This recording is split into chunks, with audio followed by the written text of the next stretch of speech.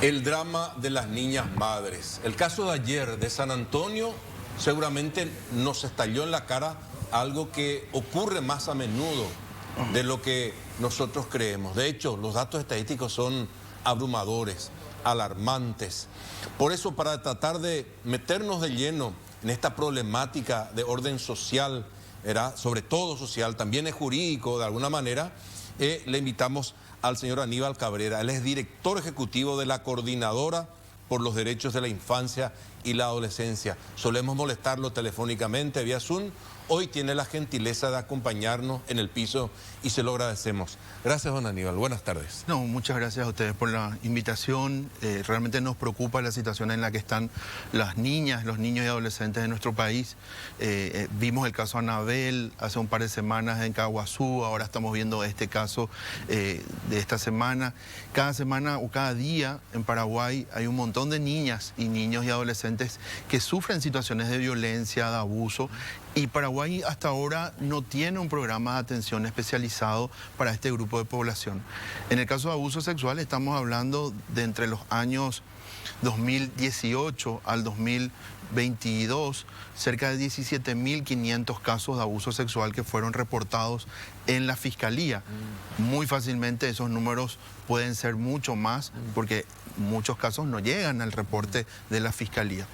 El 86% de los casos son de niñas adolescentes y niñas que tienen entre algunas 2 años, 3 años, 4 años. Realmente nos preocupa la situación de violencia y de abuso sexual que hay. A ver, vamos a volver con el tema de los abusos, porque, ¿y por qué hago esta aclaración? Porque entiendo que el caso de San Antonio, según dijeron o según dijo la mamá o la abuela del bebé, el embarazo de esta niña sería por una relación que tiene con su novio, que sería más o menos de la misma edad, un compañero de colegio. Sí quería plantear el tema del embarazo en niñas. En una estadística que no es nada actualizada, ayer venía repitiendo, yo creo que es del año 2019, que decía don Aníbal que todos los días en Paraguay, 2 niñas entre 12 y 14 años dan a luz. Imagínense, por día 2 niñas están dando a luz. No sé cómo estaría hoy día esa estadística, no sé si ustedes en la coordinadora tienen algunos datos sobre esa realidad. Sí, en efecto, son de hecho datos que tiene el Ministerio de Salud Pública y Bienestar Social y solamente, fíjate, en el año 2021, que es el dato del año cerrado ya por la estadística de salud, 9.490 niñas y adolescentes mujeres entre 10 y 18 años dieron a luz por primera vez, ¿verdad? Algunas de ellas por segunda vez, incluso otras por tercera vez. De ellas, 492 tenían solo entre 10 y 14 años de edad. Realmente preocupa porque incluso la estadística nos dice que en el año 2021, 7 niñas que tienen 14 años ya fueron madres por segunda vez. Realmente eso tiene que llamar la atención porque no es solamente una cuestión del ámbito de la justicia, del ámbito de la fiscalía, es un problema de salud pública. O sea, salud pública tiene esta estadística y la pregunta es, si ya tiene una nena de 12 años o de 14 años que ya se embarazó en una ocasión, muy probablemente al año viene el segundo embarazo y después al siguiente año el tercero, porque está viviendo en una situación de abuso, de violencia, en condiciones precarias, sin acceso a métodos de planificación familiar, muy probablemente no terminó la escuela, por lo cual no tiene educación integral de la sexualidad. O sea, ahí hay un montón de condicionantes que escapan del ámbito de la justicia y el ámbito de la educación, el ámbito de la salud, tienen que tomar un papel mucho más preponderante y mucho más activo en la prevención de estos casos. Centrándonos, don Aníbal, con este caso en particular, 14, 15 años ella, probablemente el papá de la beba, según la mamá, la misma, nos cuesta, sobre todo a los medios nos cuesta abordar, porque ahí hay muchas cuestiones delicadas. ¿Ustedes desde la coordinadora tienen algún estudio de cómo sucede esto, una realidad, no sé, económica, social, familiar? ¿Qué es lo que pasa en la sociedad paraguaya para que se generen esto? Bueno, todos los datos estadísticos y toda la recopilación de información lo que nos dice es que ser niña, estar en una situación de pobreza, ser de una comunidad rural o una comunidad suburbana, como este caso de San Antonio, o ser una niña indígena, hace que se eleven los riesgos que se tenga alguna situación de violencia o abuso sexual o algún embarazo no intencionado, ¿verdad? O sea, a los 15 años un adolescente está pensando en otra cosa, no está pensando necesariamente en embarazarse. Y tiene que ver con la falta de acceso a información de calidad. Por eso es que repetimos muchas veces desde sociedad civil la importancia y la necesidad de hablar de la educación integral de la sexualidad, porque le da herramientas científicas a los chicos y a las chicas, primero para conocer su cuerpo.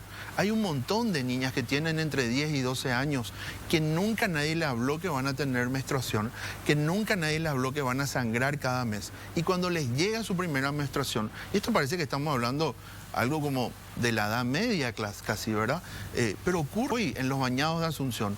Nunca tuvieron acceso a información de calidad, sus familias no le brindan esa información tampoco, no hay una transferencia y no hay un diálogo, porque el tema sexual también es un tema que mejor no hablamos, mejor no tocamos en la casa. Y las madres no hacen el ejercicio de conversar con sus hijas para darle información. Muchas de estas niñas piensan que cuando sangran por primera vez van a morir desangradas. Nadie nunca le explicó que eso va a ocurrir durante toda su vida y que va a formar parte de su vida, ¿verdad? Entonces, creo que la importancia de que desde el Ministerio de Educación tomen esto como una cuestión sumamente prioritaria, pero también desde salud pública, las unidades de salud de la familia que tienen que acompañar con agentes comunitarios en los barrios en situación de pobreza, brindando información de calidad a las familias, a los padres y a las madres, dándole herramientas también para acompañar la crianza y el cuidado de sus hijos, porque cuando hablamos de integralidad no estamos hablando de cambiar las pautas socioculturales de la población y dejar de comer chipa. Estamos hablando de darle herramientas a la gente para acompañarle en el cuidado de sus hijos, ¿verdad? Miremos el caso de San Antonio. 2 adolescentes que tienen relaciones sexuales por primera vez, seguro. Una de ella queda embarazada. Los inicios de relaciones sexuales en Paraguay han ido bajando en los últimos años. Hemos pasado de tener de 14 a 15 a 12, 13 años, en donde los chicos experimentan.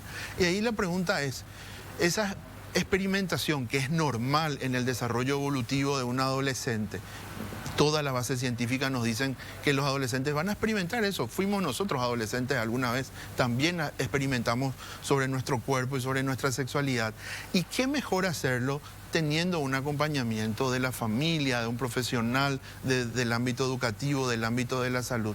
Hoy lo que está ocurriendo es que los chicos y las chicas piensan que la mejor educación sexual es la pornografía. Y la pornografía lo que nos muestra es actividades violentas, bizarras, enfoques que no necesariamente tienen que ver con el desarrollo armónico y la integralidad de un adolescente.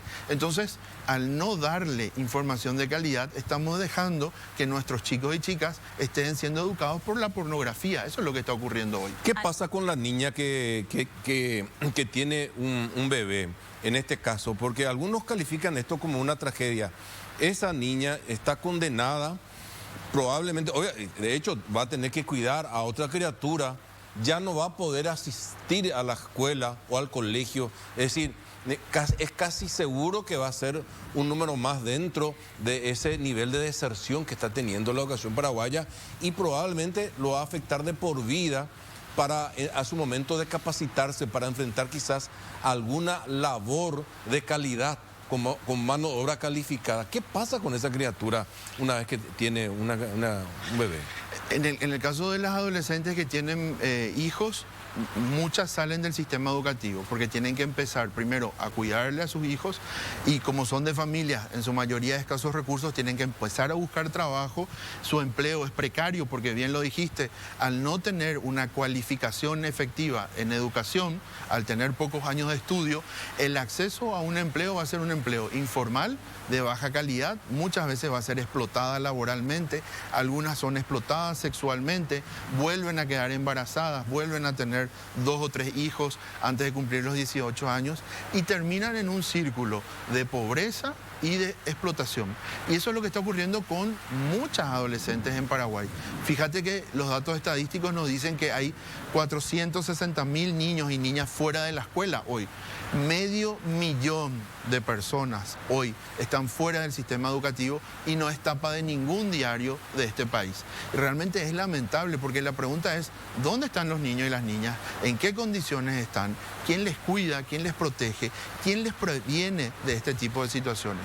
Y ahí obviamente el Estado, tanto en el nivel nacional, pero también en el nivel municipal, también las gobernaciones que tienen recursos y que tienen responsabilidades legales también incluso. La pregunta es, ¿qué están haciendo los gobiernos de nivel local para proteger y cuidar a los niños y a las niñas? Y la respuesta es nada, porque las cifras que tenemos son cifras que se asemejan a Centroamérica y a África. Y la respuesta de la política pública, la respuesta del sector estatal, la respuesta de la clase política, próximamente vamos a tener elecciones, y la pregunta es, los candidatos, ¿qué cosas le van a ofrecer a los niños y a las niñas para vivir en un país mejor? Hoy, de cada 100 niños que viven en Paraguay, cerca de 40 están en situación de pobreza y pobreza extrema. ¿Quién va a aprender en una situación precaria sin un programa de alimentación escolar adecuado que llegue a toda la población, sin un acompañamiento efectivo a las familias para mejorar el cuidado de los niños y las niñas? O sea, el Estado hoy tiene un déficit y una ausencia muy fuerte en la atención de los niños y las niñas. Gabriela.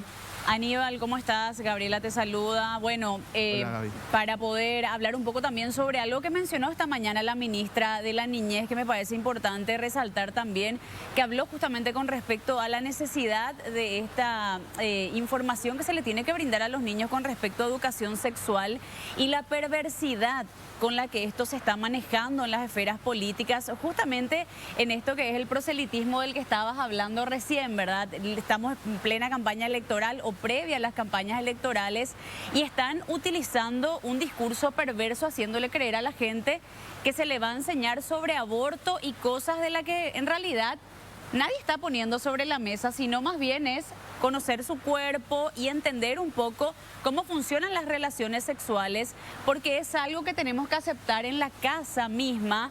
Los padres no quieren hablar muchas veces de esto con los niños y los niños hoy en día con el acceso a Internet terminan aprendiendo de Internet o bien ya del acceso directamente a la pornografía que mencionas y es algo que hoy lo mencionó la misma ministra de la Niñez. Sí, bueno, en efecto, cuando nosotros trabajamos en el interior del país principalmente, muchas familias piden tener mayor información para poder acompañar el cuidado y la crianza de sus hijos. O sea, yo no creo que haya una familia que quiera desear que su hijo, entre comillas, salga mal, ¿verdad? Todas las familias quieren que sus hijos y sus hijas puedan vivir de manera adecuada. El problema es que grupos fundamentalistas y grupos antiderechos vinculados al poder económico y a poderes políticos en la capital del país, cuyos hijos ni siquiera se van al sistema educativo público, están en el sistema educativo privado, obstaculizan el acceso a los derechos de los niños, niñas y adolescentes. Incluso, Gaby, creo que lo habíamos hablado en otra ocasión, en la zona de San Pedro hay niñas que no pueden hacer educación física porque tienen que usar polleras largas, velo, y entonces sus padres le prohíben hacer educación física. Entonces están obstaculizando el desarrollo integral, armónico de esos niños y esas niñas que tienen el derecho de irse a la escuela, poder aprender, poder socializar y poder crecer en derechos y en dignidad. Y eso hoy se está obstaculizando y se está usando partidariamente, políticamente, por algunos sectores. Y realmente es lamentable porque los datos y las cifras van aumentando y los niños y las niñas van siguiendo estando en esta situación de desprotección. Aníbal, estoy mirando este documento que nos trajiste. A ver, la cantidad de abusos sexuales, estoy viendo, probablemente ahí no va a haber, no vas a poder hacer, pero quiero nomás comentar, desde el 2008, ¿verdad? Y en el gráfico los casos empiezan a subir. Uno de los picos, a ver si podemos mostrar a pleno, el gráfico 2. El gráfico 2 sería, el pico, sí, el pico, vemos, ese pico es 2018, 2019, se da uno de los picos más altos. Después en el 2020, no sé si coincide con la pandemia, hay un pequeño, baja un poco, pero después empieza a dispararse y al 2022 está prácticamente al mismo nivel que el 2018-2019 de año. Es así como estamos mirando. Fíjate que estos son datos de la Fiscalía, sí, del Ministerio Público. Entonces, los datos de la Fiscalía lo que nos dicen es que arrancamos el 2008, cuando se empieza a hacer el registro de casos con esta cantidad de 103 denuncias, y obviamente ha ido creciendo exponencialmente y llegamos al pico máximo en el año 2019, Dante, con 3.846 denuncias de abuso sexual hacia niños, niñas y adolescentes, donde el 85% son niñas mujeres, el 15% son niños varones. Los niños varones también sufren abuso y violencia sexual. Se denuncia menos porque hay toda una línea ahí del estigma, del macho, de esto no puede saberse nunca qué pasó, etcétera. Y los niños hombres no forman parte de la estadística que vemos de violencia sexual, no acceden a un sistema de salud, no acceden a un sistema de justicia, pero sabemos que ese 15% es un porcentaje muy reducido de niños varones que son víctimas de abuso sexual. Y luego baja efectivamente como está el gráfico ahí en la pandemia, que fue un año de encierro.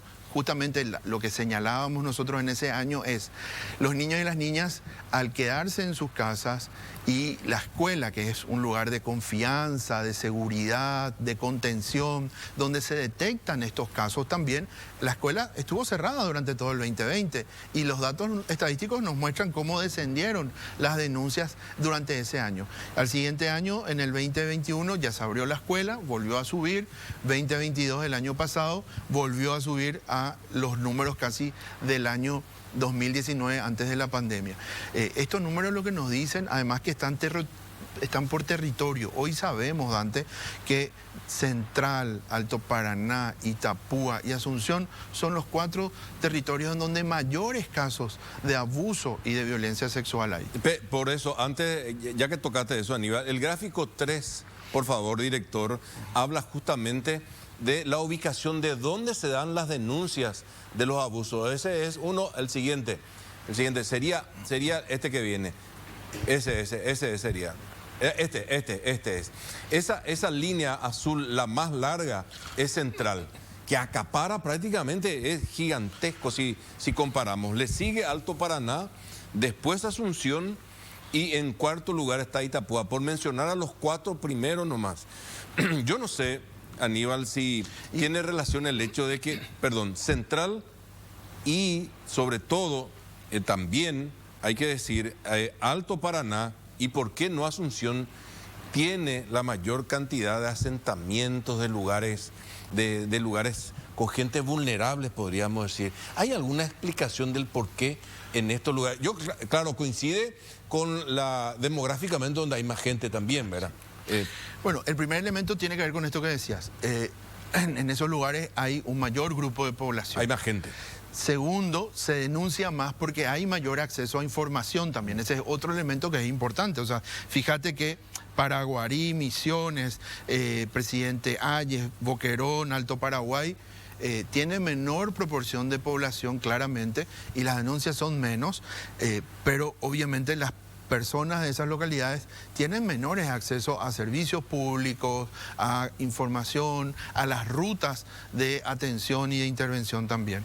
No así Asunción, claramente, ¿verdad? La capital del país, el departamento central, con la cantidad de servicios públicos que hay. Yo no quisiera asociar solamente a las condiciones precarias de la población, porque recordemos caso Centenario y otros se casos da en todos más los también. estratos. El abuso sexual se da en todos los estratos sociales y se da tanto en niños varones como en niñas mujeres, ¿verdad? Entonces ahí también tenemos que mirar esa situación. Claro que se denuncia más en estratos sociales más bajos, con un poder económico menos adquisitivo, un poder económico bajo, ¿verdad?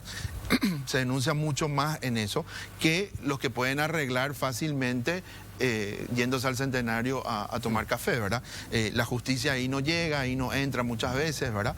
Pero obviamente la precariedad en la cual están los niños y las niñas nos dice también, por eso te decía antes, ser niña, pobre, vivir en una zona suburbana o en una comunidad indígena, te va incrementando los riesgos y las situaciones están más expuestas de poder vivir ese tipo de situaciones. Están ¿verdad? más expuestas. Incluso veamos, por ejemplo, acá no tenemos, pero ¿cuál es la ruta de la trata de personas? La ruta de la trata de personas en Paraguay es Caguazú, el cruce de caminos, de camioneros que hay. Uno cuando escucha los relatos en fiscalía de personas rescatadas en España, en Brasil, en Argentina, salieron de repatriación, salieron de Caguazú, Coronel Oviedo, de Iñú, ¿verdad? Entonces son comunidades que están en situación de mucha pobreza, de mucha desprotección y que no son atendidas por las políticas sociales y las prestaciones sociales que tiene el Estado.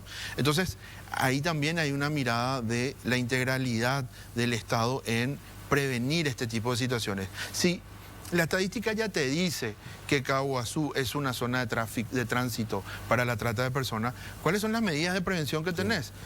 Habría que apuntar todo ahí. El Estado paraguayo no tiene ninguna medida de prevención, porque además también, ¿por qué hacemos estos informes con datos que no son datos que nos inventamos nosotros? Son datos oficiales del Estado.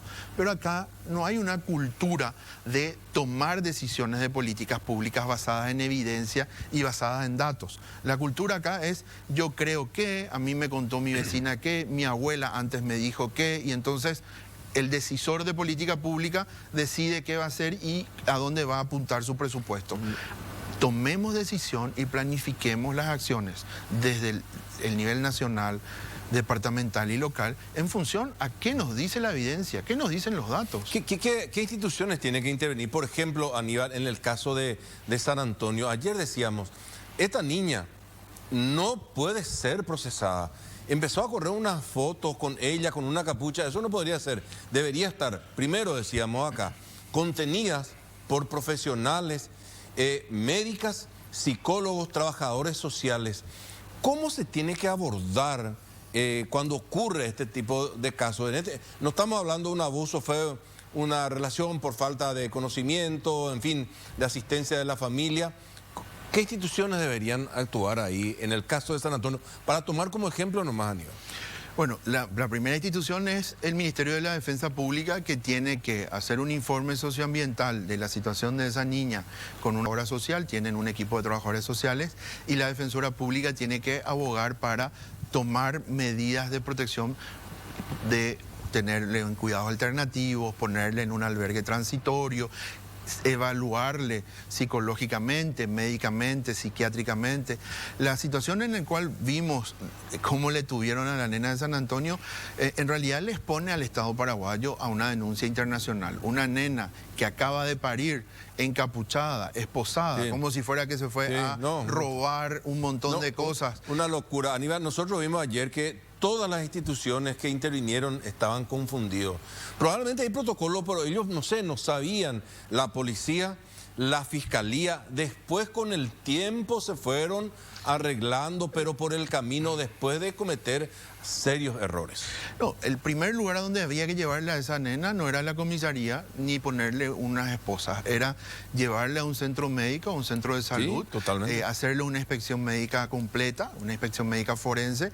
Fíjate vos que sabemos detalles lastimosamente de su situación médica, estaba en una situación muy complicada con sangrados posparto.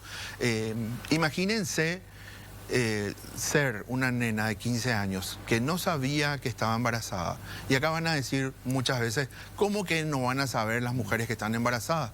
Muchas mujeres no saben que están embarazadas hasta los últimos meses de su embarazo. Entonces, menos vas a ver una nena que no conoce su cuerpo, no conoce su fisonomía, no conoce su funcionamiento físico, y al cual nunca le dimos información adecuada, científica y de calidad para poder ella evaluar y saber, me siento mal y puede ser que sea esto, ¿verdad? Entonces, en esa situación, lo que había que hacer primero es llevarle a un centro de salud. Lo otro es que en personas que acaban de parir, en mujeres que acaban de parir, existe esto que se llama el estrés posparto. Así es. Muchas mujeres, y eso tenemos casos en Paraguay, incluso llegan a la justicia, mujeres que desesperadas, no entienden lo que le está pasando o no saben qué hacer, le abandonan a sus hijos y después de 2 o 3 días regresan, entre comillas, entran en razón, regresan y quieren recuperar a su hijo y a su hija, ¿verdad? Ahí tenemos el caso conocido, LM, que es el caso de Elodia Almirón, una ex jueza de niñez que se saltó la fila del centro de adopciones, hoy está como candidata a la Corte Suprema de Justicia, lastimosamente, pero Paraguay tiene una medida cautelar de la Corte Interamericana de Derechos Humanos porque una mamá le dejó a su hijo recién nacido. Después de unos días entró en razón, vino para recuperarle, pero la justicia ya le entregó a una jueza que se saltó la fila del centro de adopciones para atenderle a su hijo, ¿verdad? O sea, casos como este de la nena de San Antonio, tenemos un montón de casos para decir, existe evidencia donde el estrés posparto hace que las mujeres en esa situación hagan este tipo de cuestiones, ¿verdad? Incluso hay mujeres que cometen infanticidio también y forma parte del desarrollo humano que tenemos. Que pudo haber ocurrido ayer. Que pudo haber ocurrido ayer. Afortunadamente no ocurrió porque la beba estaba bien y por esas cosas rápido le encontraron los vecinos. Y en este caso vemos vamos a imputarle a la mamá por falta del deber del cuidado. ¿Cómo le vamos a imputar a la mamá por falta del deber del cuidado si la mamá estando embarazada con otros hijos que además están al cuidado de una tía porque ella no se puede hacer cargo, o sea, está en una situación precaria la señora también, por más que tenga trabajo? Ella deja sus cosas, se va al hospital. Aníbal, ¿por quién tiene que interceder en eso? Porque la fiscal ya la imputó. Y está mal. Pero ¿y quién debería defenderle a esa mujer? Y el Ministerio de la Defensa Pública. El Ministerio de la Defensa Pública tiene que designarle un defensor, un abogado de reos pobres, como se conoce. Estaba con un defensor público. Que le tiene que asistir. Y esa señora tiene que salir de la cárcel o salir de su estado de imputación, porque primero está embarazada, segundo tiene ahora un nieto que cuidar, tiene una hija que está internada con problemas físicos postparto, ¿verdad? Y tiene otros hijos también. O sea, Aníbal, ¿qué vamos a hacer? Vamos a ponerle en la cárcel y vamos a destruir toda una familia. O sea, la intervención del Estado no tiene que ser una intervención para dañar, tiene que ser una intervención para cuidar. Y creo que esto es lo principal cuando uno reflexiona en torno a cuál es el interés superior de la persona, en este caso del niño y la niña. ¿Cuál es la mejor medida? ¿Cuál es la mejor acción que va a hacer que esa persona viva en dignidad? Aníbal, también con respecto a eso, que me parece un tema súper delicado y a la vez súper importante de abordar también, ¿qué pasa con ese bebé? Con ese bebé que ya fue abandonado por una niña madre, que estábamos hablando en un estado absoluto de vulnerabilidad también, de una abuela que consintió ese abandono. ¿Qué pasa de los niños que nacen, de otros niños o niños que nacen en algún tipo de situación de extrema vulnerabilidad también? Porque allí uno se vuelve a preguntar, ¿quién se lo lleva? ¿Se lo vuelve a devolver a la familia una vez que la mamá o la abuela o alguien entra en razón? ¿Se lo da al pequeño o a la pequeña, a algún familiar cercano? ¿Ese bebé queda en un centro asistencial? ¿Ese bebé queda en adopción? ¿Qué pasa también de los niños que terminan estando en el medio y que finalmente son resultado también de todo este complejo contexto social del que estamos hablando? Ok, Paraguay tiene desde el año 2020 una nueva ley de cuidados alternativos. La ley se llama El Derecho a Vivir en Familia, Cuidados Alternativos y Adopciones. Esta ley que se trabajó durante 4 años en el Parlamento por muchísimas instituciones públicas y también sociedad civil que hemos contribuido a eso. Esta ley tiene 3 patas. La pata 1 es el derecho a vivir en familia.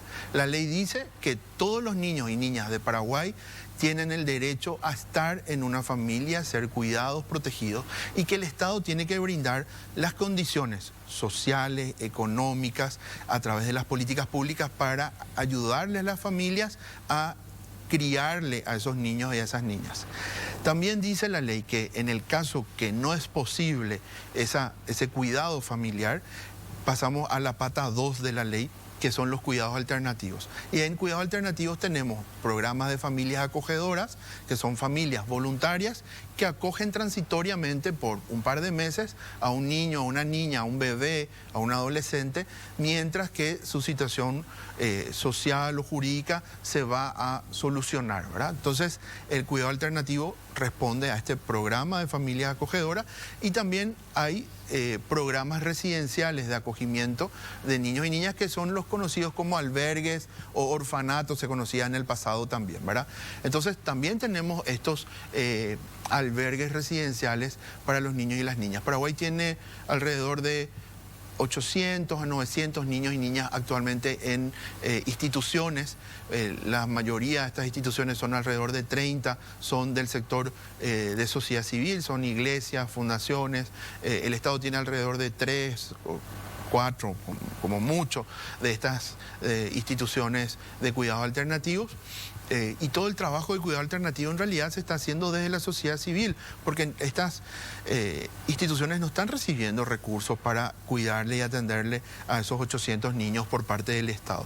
Y la tercera pata de la ley es la de adopciones. Entonces, ¿por qué es la última pata? Porque en el principio del interés superior del niño lo que decimos es que lo primero es vivir en familia, si no puede, en cuidados alternativos transitoriamente. Y si no se le encuentra a su familia ampliada, pasa al ámbito de la adopción y ahí lleva un proceso judicial hasta declararle en estado de adoptabilidad a ese niño o a esa niña. Acá tenemos un problema muy grande y yo les escuchaba esta mañana en la radio cuando decían también algunos de ustedes en Monumental el problema de adopciones, ¿verdad? Hay adopciones que duran 6 años, 7 años, cuando deberían durar 5 meses, 6 meses. Y acá hay un problema de presupuesto. Los juzgados están saturados, los equipos técnicos de DICUIDA, que es la Dirección de Cuidados Alternativos del Ministerio de Niñez, están rebasados. Imagínate que son apenas 10 técnicos y ingresan cerca de 50 casos por mes para atender y evaluar. No hay equipo técnico que aguante el nivel de trabajo que en este momento tienen en el Ministerio de la Niñez y la Adolescencia, que no tiene presupuesto para hacer su trabajo de manera adecuada. Entonces, tenemos todas estas lentitudes en el sistema. Tenemos un sistema de protección que está sin presupuesto, que está saturado. Hay una fila en el centro de adopciones de familias que están hace 6, 7 años esperando también poder adoptar a un niño o a una niña. Pero ahí también hay una realidad. Hay cerca de 100 niños más o menos en situación de adoptabilidad, pero algunos ya son adolescentes, la familia no quiere tener un hijo adolescente como adoptado. Algunos niños tienen alguna discapacidad o algún problema de salud. Entonces, son más difíciles de conseguirle un lugar a una familia que les adopten a estos niños. Aníbal, perdón, por una cuestión de tiempo nomás, es muy interesante y aprendemos mucho. Un caso de ayer, en un populoso barrio, 12 años tiene el niño. Dicen que es conocido, de hecho hay muchas otras filmaciones anteriores. Este es el momento de la detención del chico, porque le sorprende en flagrancia cuando arrebata, creo que era un teléfono celular de un trabajador, repartidor, y medio barrio decían deténgalo, y la otra mitad del barrio trataban y sostenían que no se le podía detener. Dicen que es un chico, repito, 12 años, con muchos conflictos, solamente vive con la abuela. Se le conoce solamente a la mamá, que es adicta, que probablemente ya está fuera del seno ahí, de la zona, quién sabe dónde está, y lo califican como incorregible. Y había una disputa y se notaba que las autoridades tampoco sabían cómo proceder. Decíamos acá nosotros del estudio, este chico tiene que estar a cargo del Estado, tiene que haber instituciones que lo reciban, no puede, a lo mejor ya no puede estar en la calle, al menos un buen tiempo. ¿Qué se puede hacer le llaman chiquito a él? ¿Qué se puede hacer? ¿Dónde debería estar chiquito? ¿Quién lo tiene que cuidar? ¿Cómo lo tienen que cuidar? Así como él, hay un montón de niños en los barrios populares y también en las calles de Asunción, de niños y niñas que están en situación de calle y abandono. El Ministerio de la Niñez tiene un programa que es el PAINAT, que tiene que atender a este grupo de población que está en situación de calle y en situación de muchísima vulnerabilidad. Tiene un albergue transitorio en el cual pueden estar también y después poder ponerle en una familia acogedora o en una familia ampliada. El Estado tiene el marco legal, tiene los protocolos, tiene las instituciones. Lo que no tiene es voluntad política y presupuesto para hacer lo que tienen que hacer. Y ese es el problema principal. Y entonces todos los problemas sociales, fíjate vos que estamos o judicializando o poniéndole a la policía como un mediador de los problemas sociales que tiene la población. Y era evidente que la policía no podía con este tipo de casos. Y ahí la pregunta es, ¿la policía qué herramientas tiene? Porque ahí tiene que intervenir un educador de calle, por ejemplo, ¿verdad? Un educador, un trabajador social que tiene las herramientas para poder lidiar con este tipo de situaciones. Y la policía no tiene ninguna formación para lidiar con esta situación, claramente, ¿verdad? Y así ocurre todos los días en distintos lugares del país. El principal punto acá, como te decía, presupuesto. El presupuesto del Ministerio de la Niñez es de 110 guaraníes por día por cada niño que vive en Paraguay. ¿Qué hacemos con 110 guaraníes por día por cada niño que vive en Paraguay? Ni siquiera podemos preparar el desayuno con 110 guaraníes. Entonces, la baja inversión pública en el ámbito social, la desprotección que hay, habiendo leyes, porque eso también es importante. Muchas veces en el Parlamento dicen, vamos a sacar una ley nueva. No, el Parlamento lo que tiene que hacer es control presupuestario y control del marco legal existente. Que se ejecute la norma. Y que las normas sean ejecutadas. Y yo quiero que algún día tengamos una justicia que empiece a, no digo imputarle, pero que le lleguen notificaciones al ministro de Hacienda donde le diga en 48 horas este programa tiene que tener presupuesto para poder atender esta situación. En otros países de la región vemos que la justicia le emplaza a las autoridades del Poder Ejecutivo y a las autoridades administrativas a poner recursos en los programas sociales para atender este tipo de situaciones. Qué paradoja, Aníbal. Para ir cerrando, se me acaba el tiempo, porque en estos días se estuvo informando que ya los partidos políticos ya recibieron todo lo que tiene que ver con el subsidio electoral en vísperas de estas elecciones, ¿verdad? Y también nos enteramos acá tanto que le reajustan y no hay mora prácticamente, si hay mora es poca para el subsidio que tiene el sector transporte, los empresarios. Pero sin embargo, no hay plata para ejecutar el presupuesto de la niñez. No hay plata para invertir efectivamente en el presente y en el futuro del país. Porque si hoy estamos en esta situación tan precaria en la que estamos y no tomamos un golpe de timón y no intervenimos y cambiamos la realidad, vamos a tener una sociedad inviable. Aníbal Cabrera, gracias por estar con nosotros. Gracias. Aprendemos mucho, nos quedamos con este documento. Gracias. Lo vamos a repasar porque esto es un documento mucho más actualizado de lo que de repente en apuro lo solemos hacer. Vamos a seguir hablando. Muchísimas gracias y bueno, de hecho este documento lo estamos lanzando acá con ustedes, ¿verdad? Muchas gracias. Lo estamos sacando acá, son datos en niñez y adolescencia sobre abuso sexual. La idea es que durante estos días podamos con distintos medios poder trabajar y hablar. Y yo me quedo con este dato que sacamos. Cada 2 horas hay un niño o una niña que es víctima de abuso sexual en Paraguay. ¿Puedo repetir esa? Cada 2 horas hay un niño o una niña víctima de abuso sexual en Paraguay registrado en la Fiscalía. De terror. Aníbal, ¿nos diste una pista para dónde apretar en las próximas horas, en los próximos días? La defensa pública y todo lo que tiene que ver con el caso de San Antonio. Uno que sirve como muestra de botón nomás. Tenemos que hacer una pausa aquí en la jornada 20:04. No se muevan, a la vuelta, más noticias.